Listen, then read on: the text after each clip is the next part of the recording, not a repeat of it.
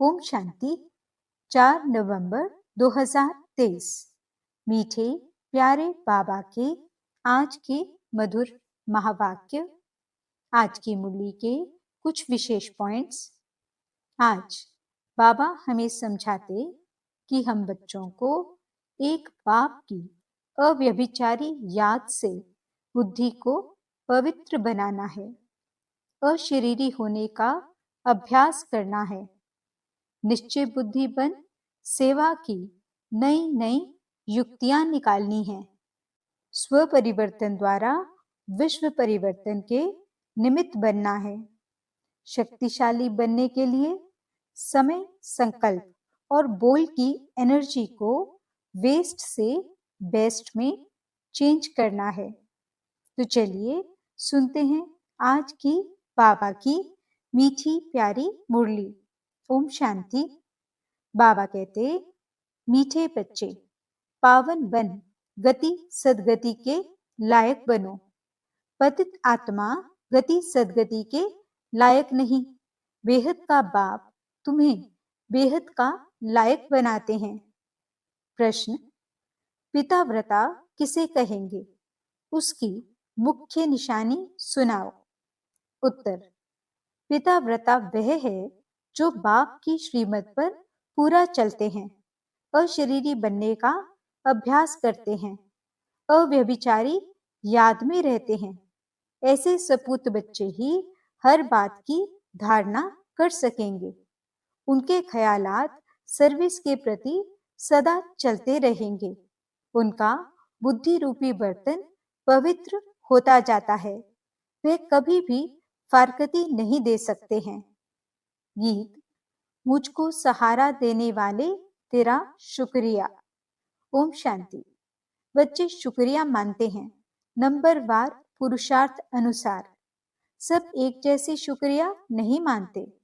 जो अच्छे निश्चय बुद्धि होंगे और जो बाप की सर्विस पर दिल व जान, सिक व प्रेम से उपस्थित हैं, वो ही अंदर में शुक्रिया मानते हैं। बाबा, कमाल है आपकी। हम तो कुछ नहीं जानते थे।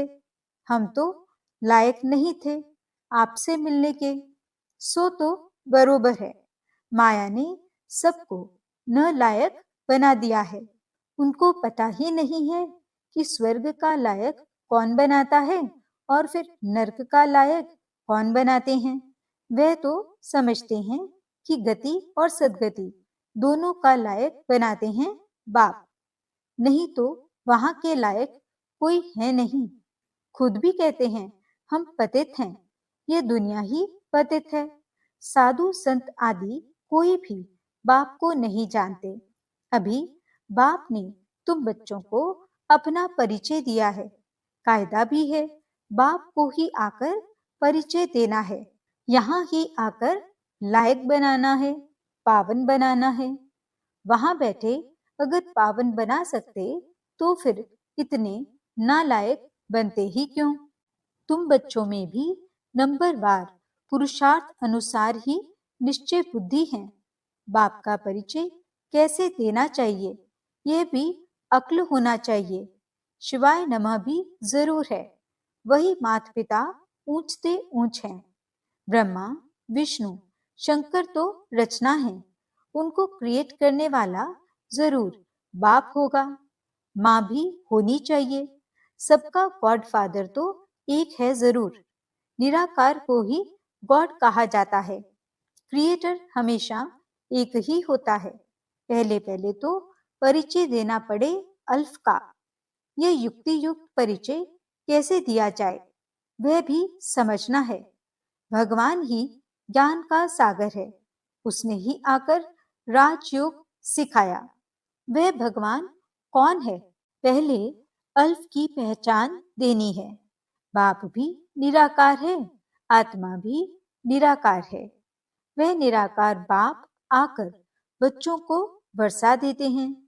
किसी के द्वारा तो समझाएंगे ना, नहीं तो राजाओं का राजा कैसे बनाया? सतयुगी राज्य किसने स्थापन किया? हेवन का रचयिता कौन है? जरूर हेवनली गॉड फादर ही होगा। वह निराकार होना चाहिए। पहले पहले फादर की पहचान देनी पड़ती है। श्री कृष्ण को और ब्रह्मा विष्णु शंकर को फादर नहीं कहेंगे, उनको तो रचा जाता है। जब सूक्ष्म वतन वालों को भी रचा जाता है, वह भी क्रिएशन है, फिर स्थूल वतन वालों को भगवान कैसे कहेंगे? गाया जाता है देवताय नमः, वह है शिवाय नमः। मुख्य है ही यह बात। अब प्रदर्शनी में तो घड़ी घड़ी एक बात नहीं समझाएंगे, यह तो एक एक को अच्छी रीति समझाना पड़े, निश्चय कराना पड़े। जो भी आए उनको पहले यह बताना है कि आओ तो तुमको फादर का साक्षात्कार कराएं। फादर से ही तुमको वर्षा मिलना है। फादर ने ही गीता में राजयोग सिखाया है, श्री कृष्ण ने नहीं सिखाया। बाप ही गीता के भगवान हैं। नंबर 1 बात है यह। श्री कृष्ण भगवानुवाच नहीं है। रुद्र भगवानुवाच व सोमनाथ शिव भगवानुवाच कहा जाता है। हर एक मनुष्य की जीवन कहानी अपनी अपनी है, एक न मिले दूसरे से। तो जो भी आए तो पहले पहले इस बात पर समझाना है। मूल बात समझाने की यह है, परम पिता परमात्मा का ऑक्यूपेशन यह है। वह बाप है, यह बच्चा है। वह हेवनली गॉड फादर है, यह हेवनली प्रिंस है। ये बिल्कुल क्लियर कर समझाना है। मुख्य है गीता, उनके आधार पर ही और शास्त्र हैं। सर्वशास्त्रमयी शिरोमणि भगवत गीता है। मनुष्य कहते हैं तुम शास्त्र वेद आदि को मानते हो। अरे हर एक अपने धर्म शास्त्र को मानेंगे, सभी शास्त्रों को थोड़े ही मानेंगे। हाँ, सब शास्त्र हैं जरूर, परंतु शास्त्रों को जानने से भी पहले मुख्य बात है बाप को जानना, जिससे वर्षा मिलना है। वर्षा शास्त्रों से नहीं मिलेगा, वर्षा मिलता है बाप से। बाप जो नॉलेज देते हैं, वर्षा देते हैं, उसका पुस्तक बना हुआ है। पहले पहले तो गीता को उठाना पड़े। गीता का भगवान कौन है? उसमें ही राजयोग की बात आती है। राजयोग जरूर नई दुनिया के लिए ही होगा। भगवान आकर पतित तो नहीं बनाएंगे, उनको तो पावन महाराजा बनाना है। पहले पहले बाप का परिचय दे और यह लिखाओ, बरोबर मैं निश्चय करता हूँ यह हमारा बाप है। पहले पहले समझाना है शिवाय नमः, तुम माता पिता। महिमा भी उस बाप की ही है। भगवान को भक्ति का फल भी यहाँ आकर देना है। भक्ति का फल क्या है ये तुम समझ गए हो। जिसने बहुत भक्ति की है उनको ही फल मिलेगा। यह बातें कोई शास्त्रों में नहीं है। तुम्हारे में भी नंबरवार पुरुषार्थ अनुसार जानते हैं। समझाया जाता है तुम्हारे बेहद के माँ बाप वह हैं। जगत अम्बा जगत पिता भी गाए जाते हैं। एडम और ईव तो मनुष्य को समझते हैं, ईव को मदर कह देते। राइट वे में ईव कौन है यह तो कोई नहीं जानते। बाप बैठ समझाते हैं। हाँ, कोई फट से तो नहीं समझ जाएगा, पढ़ाई में टाइम लगता है। पढ़ते पढ़ते आकर बैरिस्टर बन जाते हैं। एम ऑब्जेक्ट जरूर है। देवता बनना है तो पहले पहले बाप का परिचय देना है। गाते भी हैं तुम माता पिता, और दूसरा फिर कहते हैं पतित पावन आओ। तो पतित दुनिया और पावन दुनिया किसको कहा जाता है? क्या कलयुग अभी 40,000 वर्ष और रहेगा? अच्छा, भला पावन बनाने वाला तो वह एक बाप है ना। हेवन स्थापन करने वाला है गॉड फादर। श्री कृष्ण तो हो न सके, वह तो वर्षा लिया हुआ है। वह श्री कृष्ण हेवन का प्रिंस है और शिव बाबा हेवन का क्रिएटर है। वह है क्रिएशन फर्स्ट प्रिंस। यह भी क्लियर कर बड़े बड़े अक्षरों में लिखना चाहिए, तो तुमको समझाने में सहज होगा। रचयिता और रचना का मालूम पड़ जाएगा। क्रिएटर ही नॉलेजफुल है, वही राजयोग सिखलाते हैं। वह कोई राजा नहीं है, वह राजयोग सिखलाए राजाओं का राजा बनाते हैं। भगवान ने राजयोग सिखाया है। श्री कृष्ण ने राज्य पद पाया है, उसने ही गंवाया है, उसको ही फिर पाना है। चित्रों द्वारा बहुत अच्छा समझाया जा सकता है। बाप का ऑक्यूपेशन जरूर चाहिए।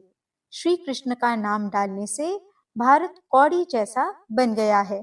शिव बाबा को जानने से भारत हीरे जैसा बनता है।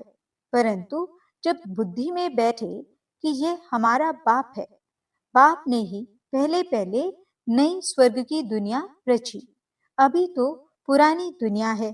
गीता में है राजयोग। विलायत वाले भी चाहते हैं राजयोग सीखें, गीता से ही सीखे हैं। अभी तुम जान गए हो, कोशिश करते हो औरों को भी समझाएं कि फादर कौन है। वह सर्वव्यापी नहीं है। अगर सर्वव्यापी है तो फिर राजयोग कैसे सिखलाएंगे? इस मिस्टेक पर खूब ख्याल चलना चाहिए।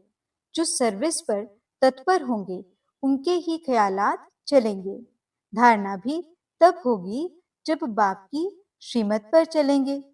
अशरीरी भव, मन मना भव हो रहे, पतिव्रता व पिताव्रता बने अथवा सपूत बच्चा बने। बाप फरमान करते हैं, जितना हो सके याद को बढ़ाते रहो। देह अभिमान में आने से तुम याद नहीं करते, न बुद्धि पवित्र होती है। शेरनी के दूध के लिए कहते हैं सोने का बर्तन चाहिए, इसमें भी पिताव्रता बर्तन चाहिए। अव्यभिचारी पिताव्रता बहुत थोड़े हैं, कोई तो बिल्कुल जानते नहीं, जैसे छोटे बच्चे हैं, बैठे भल यहाँ हैं परंतु कुछ भी समझते नहीं। जैसे बच्चे को छोटेपन में ही शादी करा देते हैं ना, गोद में बच्चा ले शादी कराई जाती है। एक दो में दोस्त होते हैं, बहुत प्रेम होता है तो झट शादी करा देते हैं। तो यह भी ऐसे है, सगाई कर ली है परंतु समझते कुछ भी नहीं। हम मम्मा बाबा के बने हैं, उनसे वर्षा लेना है, कुछ भी नहीं जानते। वंडर है ना, 5-6 वर्ष रहकर भी फिर बाप को अथवा पति को फारकती दे देते हैं। माया इतना तंग करती है तो पहले पहले सुनाना चाहिए शिवाय नमः। ब्रह्मा विष्णु शंकर का भी रचयिता यह है, ज्ञान का सागर ये शिव है। तो अब क्या करना चाहिए? त्रिमूर्ति के बाजू में जगह पड़ी है, उस पर लिखना चाहिए कि शिव बाबा और श्री कृष्ण दोनों के ऑक्यूपेशन ही अलग हैं। पहली बात यह जब समझाओ तब कपाट खुलें। और पढ़ाई है भविष्य के लिए, ऐसी पढ़ाई कोई होती नहीं। शास्त्रों से ये अनुभव नहीं हो सकता। तुम्हारी बुद्धि में है कि हम पढ़ते हैं सतयुग आदि के लिए। स्कूल पूरा होगा और हमारा फाइनल पेपर होगा, जाकर राज्य करेंगे। गीता सुनाने वाले ऐसी बातें समझा नहीं सकते। पहले तो बाप को जानना है, बाप से वर्षा लेना है। बाप ही त्रिकालदर्शी हैं और कोई मनुष्य दुनिया में त्रिकालदर्शी नहीं। वास्तव में जो पूज्य हैं वही फिर पुजारी बनते हैं। भक्ति भी तुमने की है और कोई नहीं जानते। जिन्होंने भक्ति की है वही पहले नंबर में ब्रह्मा, फिर ब्रह्मा मुख वंचावली हैं। आपे ही पूज्य भी यह बनते हैं, पहले नंबर में पूज्य ही, फिर पहले नंबर में पुजारी बने हैं, फिर पूज्य बनेंगे। भक्ति का फल भी पहले उन्हें मिलेगा। ब्राह्मण ही पढ़कर फिर देवता बनते हैं, यह कहाँ लिखा हुआ नहीं है। भीष्म पितामह आदि को मालूम तो पड़ा है ना कि इन्हों से ज्ञान बान मरवाने वाला कोई और है। ये समझेंगे जरूर कि कोई ताकत है। अभी भी कहते हैं कोई ताकत है जो इन्हों को सिखाती है। बाबा देखते हैं ये सब मेरे बच्चे हैं, इन आंखों से ही देखेंगे। जैसे पितृ यानी श्राद्ध खिलाते हैं तो आत्मा आती है और देखती है ये फलाने हैं, खाएगा तो आंखें आदि उनके जैसी बन जाएंगी। टेम्पररी लोन लेते हैं, ये भारत में ही होता है। प्राचीन भारत में पहले पहले राधे कृष्ण हुए, उन्हों को जन्म देने वाले ऊंच नहीं गिने जाएंगे। वह तो कम पास हुए हैं ना। महिमा शुरू होती है श्री कृष्ण से। राधे कृष्ण दोनों अपनी अपनी राजधानी में आते हैं। उन्हों के माँ बाप से बच्चे का नाम जास्ती है। कितनी वंडरफुल बातें हैं। गुप्त खुशी रहती है। बाप कहते हैं मैं साधारण तन में ही आता हूँ, इतना माताओं का झुंड संभालना है, इसलिए साधारण तन लिया है, जिससे खर्चा चलता रहा। शिव बाबा का भंडारा है, भोला भंडारी, अविनाशी ज्ञान रत्नों का भी है। और फिर एडॉप्टेड बच्चे हैं, उन्हों की भी संभाल होती आती है। यह तो बच्चे ही जाने। पहले पहले जब शुरू करो तो बोलो शिव भगवानुवाच, वह सबका रचयिता है। फिर श्री कृष्ण को ज्ञान सागर गॉड फादर कैसे कह सकते। लिखित ऐसी क्लियर हो जो पढ़ने से अच्छी रीति बुद्धि में बैठे। कोई कोई को तो 2-3 वर्ष लगते हैं समझने में। भगवान को आकर भक्ति का फल देना है। ब्रह्मा द्वारा बाप ने यज्ञ रचा, ब्राह्मणों को पढ़ाया, ब्राह्मण से देवता बनाया, फिर नीचे आना ही है। बड़ी अच्छी समझानी है। पहले ये सिद्ध कर बताना है श्री कृष्ण हेवनली प्रिंस है, हेवनली गॉडफादर नहीं। सर्वव्यापी के ज्ञान से बिल्कुल ही तमो प्रधान बन गए हैं। जिसने बादशाही दी उनको भूल गए हैं। कल्प कल्प बाबा राज्य देते हैं और हम फिर बाबा को भूल जाते हैं। बड़ा वंडर लगता है। सारा दिन खुशी में नाचना चाहिए। बाबा हमको विश्व का मालिक बनाते हैं। अच्छा, मीठे मीठे सिकिलते बच्चों प्रति माता पिता बाप दादा का याद प्यार और गुड मॉर्निंग। रूहानी बाप की रूहानी बच्चों को नमस्ते। हम रूहानी बच्चों की रूहानी बाप दादा को दिल व जान सिकवा प्रेम से नमस्ते नमस्ते नमस्ते जी। गुड मॉर्निंग बाबा। शुक्रिया बाबा। धारणा के लिए मुख्य सार।